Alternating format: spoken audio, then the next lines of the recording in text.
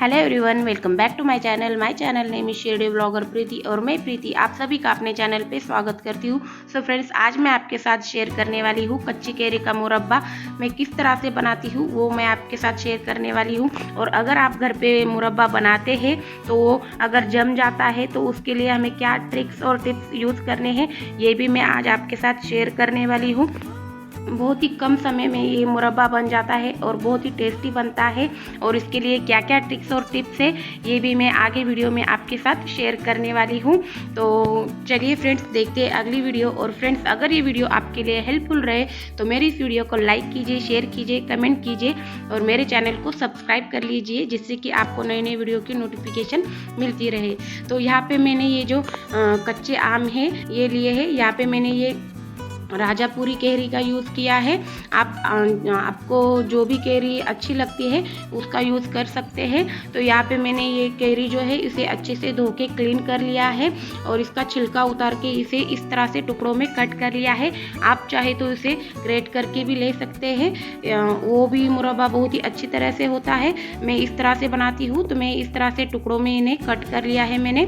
तो एक कटोरी यहाँ पे कच्चे आम हुए हैं कट करके। तो एक कटोरी आम के लिए मैंने यहाँ पे एक कटोरी ही चीनी यूज़ की है। अगर हम ये आम उबाल कर नहीं लेते हैं तो हमें एक कटोरी सी थोड़ी सी ज़्यादा यहाँ पे चीनी यूज़ करनी होती है। तो चीनी यहाँ पे हमें कम यूज़ करने के लिए क्या करना है, ये आम जो है इस तरह से उबाल लेने हैं और उसकी जो खटास है इस तरह से उबालने से वो कम हो जाती है और इसमें चीनी भी वो कम लगती है।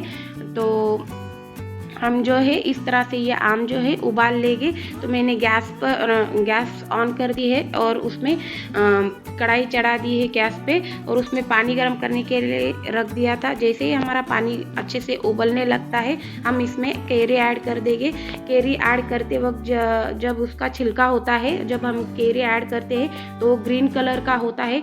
ये जैसे ही उबल जाती है अच्छे से कैरी तो उसका छिलका जो है वो पीले रंग का हो जाता है। और इस तरह से हम नाइफ की मदद से ये कैरी कट करते हैं तो बहुत ही सॉफ्टली ये कैरी अच्छे से कट हो जाती है। तो ये समझना है हमें कि यहाँ पे हमारी जो कैरी है वो अच्छे से उबल गई है। अब हम इसे इस तरह से स्ट्रेनर की हेल्प से स्ट्रेन कर लेंगे इसका पानी जो है और इसे इसी तरह से हम ठंडा होने देंगे।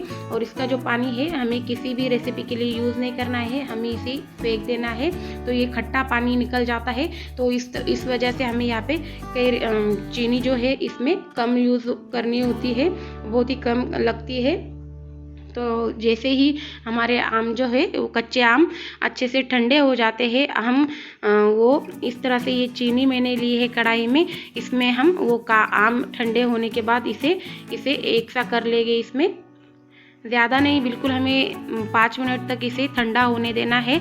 और इस तरह से चीनी और कच्चे आम जो है उबले हुए इन्हें अच्छे से एक सा कर लेना है। बिल्कुल हल्के हाथों से हमें इसे एक सा करना है, देखिए इस तरह से।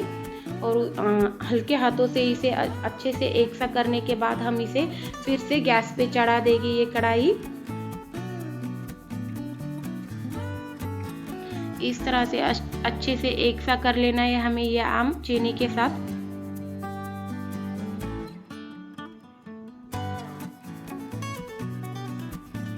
अब हम गैस ऑन करके ये कढ़ाई गैस पर चढ़ा देंगे और 5 मिनट तक इसे अच्छे से कंटिन्यूअसली चलाते हुए हम ये आम जो है अच्छे से चीनी के साथ एक से कर लेंगे। और इसकी 5 मिनट में ही इसकी ये देखिए इस तरह से ये चीनी जो है मेल्ट हो गई है, इसकी चाशनी तैयार हो गई है।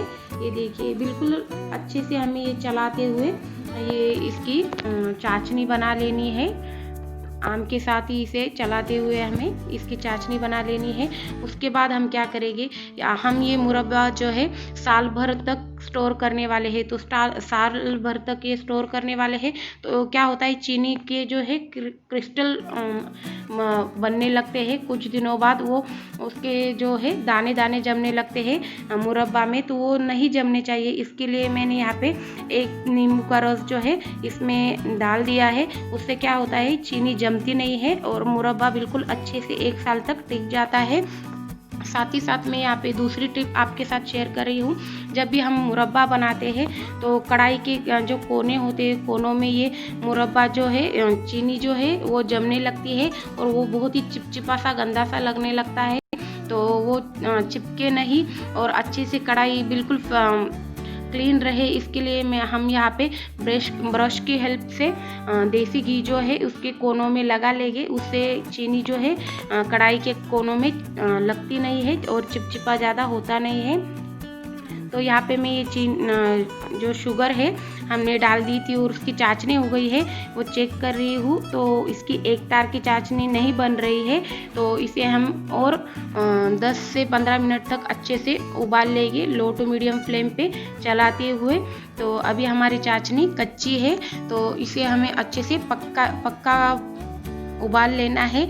तो 10 से 15 मिनट हमें इसे उबालने के लिए लगेगी, पकने के लिए लगेगी। तो तब तक हम इसमें कुछ जो इंग्रेडिएंट्स हमने लिए हैं वो ऐड कर देंगे। तो यहाँ पे मैंने दालचीनी लिए हैं कुछ टुकड़े, और लौंग के मैंने यहाँ पे 5-6 लौंग लिए हैं, और जो इलायची दाना होता है वो लिया है थोड़ा सा। इलायची दाना भी मुरब्बा में बहुत ही टेस्टी लगता है, तो इसलिए मैंने यहाँ पे इलायची दाना यूज़ किया है, और केसर के कुछ रेशो यूज़ किए हैं।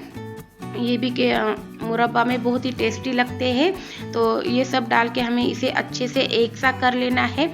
उसके बाद हम इसमें बादाम जो होते हैं वो थोड़े से क्रश करके इसमें डाल देंगे। बादाम डालने से मुरब्बा की जो टेस्ट है वो बहुत ही टेस्टी लगती है और बहुत ही अच्छे लगते हैं मुरब्बा में बादाम। आप एक बार इस तरह से बादाम डालकर देखिए मुरब्बा में, ये बहुत ही ज़्यादा टेस्टी लगते हैं। इस तरह से अगर हम मुरब्बा में डालते हैं तो बादाम डालकर भी हम इसे अच्छे से एक सा कर लेंगे। और हमें ये जो मुरब्बा है कंटिन्यूसली चलाते हुए इस तरह से ये इसकी चाशनी जो है अच्छे से उबाल लेनी है। तो ये देखिए मैं अच्छे से ये 10 से 15 मिनट तक और अच्छे से ये मुरब्बा जो है आम जो है चाशनी में अच्छे से उबाल लूँगी। तो ये देखिए इस तरह से मैं ये 5 मिनट हो चुके हैं, मैं ये कंटिन्यूसली चलाते हुए मुरब्बा उबाल ले रही हूँ। तो अब हम क्या करेंगे, यहाँ पे मैं 2 तरीके बताने वाली हूँ आपको। आप मुरब्बा आपका हो गया है ये किस तरह से समझेंगे। तो यहाँ पे मैं पहला जो है हम ये जो चाशनी है वो एक प्लेट में लेंगे और इसे थोड़ा सा ठंडा होने देंगे। और ठंडा होने के बाद अगर इसकी एक तार बनने के बाद दूसरी तार बनने लगती है चाशनी की, तो हमें समझ लेना है कि यहाँ पे हमारी जो मुरब्बा है वो हो गया है, रेडी हो गया है। और दूसरी टिप्स ऐसी है कि जब हम ये मुरब्बा बनाते हैं तो ये चाशनी में जो ये मुरब्बा है अच्छे से ऊपर इस तरह से, ये देखिए इस तरह से ऊपर आने लगता है। तो हमें समझना है कि हमारा मुरब्बा जो है वो हो गया है, डन है। तो ये देखिए इस तरह से इसकी जो 1.5 तार की चाशनी जो है वो बनने लगती है, एक तार बन के दूसरी तार बनने लगती है। तो हमें समझना है कि हमारा जो मुरब्बा है वो हो गया है।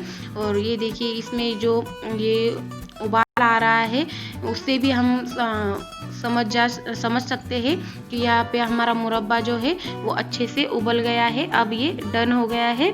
तो इस तरह से इसमें उबाल आने के बाद क्या करना है, हमें गैस की फ्लेम फुल कर देनी है और फुल फ्लेम पे इस तरह से चलाते हुए हमें ये मुरब्बा 1 मिनट तक उबाल लेना है। तो इस तरह से देखिए इसमें ये उफान आ रहा है। तो अब ये हमारा मुरब्बा जो है वो डन हो गया है। इस तरह से उसमें ये उफान आने लगता है तो ये बिल्कुल इसमें मॉइस्चर बिल्कुल भी नहीं रहता है और ये मुरब्बा बिल्कुल रेडी हो गया है। अब हम इसे 2 से 3 घंटों के लिए ठंडा होने देंगे और ठंडा होने के बाद हम ये मुरब्बा एयर टाइट कंटेनर में भर के रखेंगे। तो ये 1 साल तक बिल्कुल अच्छे से रहता है, ये बिल्कुल ख़राब नहीं होता। इसमें इसकी जो चाशनी है इसके क्रिस्टल भी नहीं बनते हैं और बहुत ही टेस्टी बनता है और 1 साल तक चल जाता है। तो ये देखिए इस तरह से कंटिन्यूसली चलाते हुए मैंने इसमें ये उफान ले आई हूँ। तो ये बिल्कुल परफेक्ट हमारा मुरब्बा बनके रेडी हो गया है। तो अब हम गैस की फ्लेम बंद कर देंगे और इसे ठंडा कर लेंगे। तो बहुत ही आसान है ये मुरब्बा बनाना और बहुत ही जल्दी बन जाता है और 1 साल तक बहुत ही अच्छे से टिकता है। तो चलिए फ्रेंड्स, मिलते हैं अगली वीडियो में। Bye bye, take care.